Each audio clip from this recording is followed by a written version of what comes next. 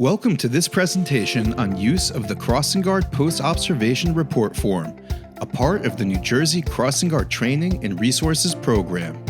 Crossing Guard supervisors use the Post-Observation Report Form to document conditions that might affect the safety of the crossing guard or child pedestrians. No two crossing guard posts are the same. We know it is important to maintain crossing guard posts in good condition to help keep your crossing guards and the students they cross safe from slips, trips, and falls.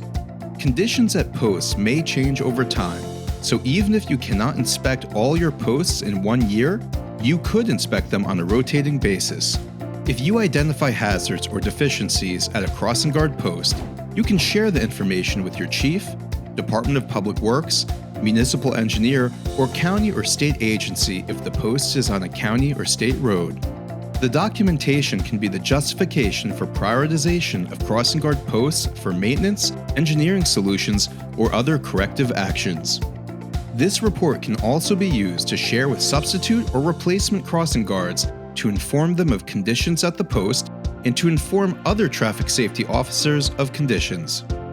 In this video, we will cover how to use the Post-Observation Report Form line by line so you can ensure the condition of your post is well documented.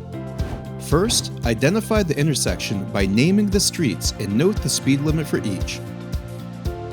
Identify the entity that has jurisdiction over each road, whether municipal, county, or state. Next, you want to check that all advance warning signs, lights, and traffic calming devices are in good condition and effective. All devices must be in compliance with the latest edition of the FHWA MUTCD. If this crossing post has a pedestrian signal, check that the pedestrian signal allows enough time for groups of students to safely cross. If it is not adequate, make a note and discuss crossing procedures with the crossing guard. To increase visibility, ensure that crosswalks are identified with clear signage and pavement markings. Make note of any crossings that are not well delineated by paint so that these can be prioritized for improvement. Curbs and crosswalks should be clear of trip and slip hazards. You should note potholes and if water is pooling at the crosswalk. This can be especially hazardous during winter months. You may be able to work with the DPW to address these issues. Curbs without curb cuts can be trip hazards and are not ADA compliant. They are particularly hazardous if covered by leaves or snow. Any improvements at curbs should include truncated dome pads. See if these crossings can be prioritized for improvements during road resurfacing projects or sidewalk improvement projects to include curb cuts. Highway ramps, transit stops, and railroad crossings can complicate school crossings. Make a note to review the hazards with your crossing guard. Many vehicle pedestrian crashes occur when vehicles are turning at an intersection.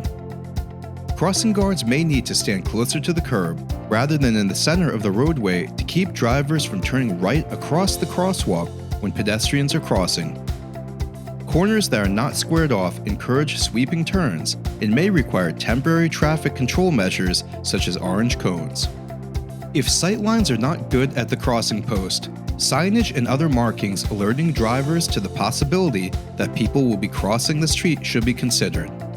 These signs and pavement markings should be placed in advance of and at the crossing in alignment with the MUTCD. If sun glare is an issue, note it and advise your crossing guards that if the sun is at their backs, they should assume that drivers moving toward them into the sun cannot see them and they should take extra care when crossing. At dawn and dusk and in inclement weather, street lighting at school crossings can improve safety. If street lighting is insufficient, you may need to consider other light sources, such as flashers on orange cones. Vehicles parked near the crosswalk can block sight lines at the intersection, making the crossing more hazardous. Blocking the area near the crossing with orange cones or flexible delineators ensures that vehicles are parked far enough away from the crosswalk. Make sure your crossing guards know that they should not park their vehicles at the crosswalk. Orange cones can also be used to keep drivers from traveling in the parking lane to go around the crossing guard when they are in the crosswalk. Your municipal ordinance may list school crossings. If so, ensure that the list is complete. Ensure that your crossing guard is at their post in their safety vest and holding the stop paddle. and wearing any other parts of a required uniform.